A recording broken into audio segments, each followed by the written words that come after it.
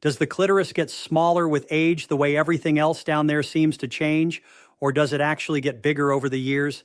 And will you still be able to reach the big climax with your partner, or is that over too? Let me know what you think in the comments. Hello, I'm your local gynecologist. I love women, so let's talk about it. Specifically, we're talking about that little yellow bean right there. That is known as the clitoris. It has a tiny little hood over it, but the clitoris is not just that bean. It has much deeper structures that extend into the pelvis and provide all the sensations responsible for female sexual pleasure. We were taught that most things in the lower pelvic area tend to shrink or deteriorate with age, vaginal atrophy, genitourinary syndrome of menopause. That is always the topic. So the obvious assumption would be, if everything else shrinks and withers, then the clitoris probably does too.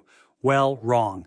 A study conducted in 2025 actually examined the clitoris and all of its related structures. In real life, the whole structure looks a bit like a wishbone, and researchers found that it does not get smaller. It actually becomes larger, longer, and fuller, but it does not stay exactly the same.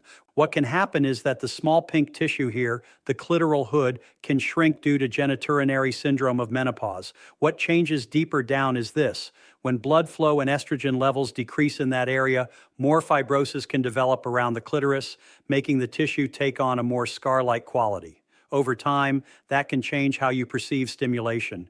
We also learned this. Does the big climax disappear? No, it does not. However, it may become harder to achieve. You may need longer and more intense stimulation in that area, largely because of estrogen deficiency. And when estrogen drops, blood flow to that region also decreases. However, this can be improved and that ability can be restored to a significant extent with locally applied vaginal estrogen.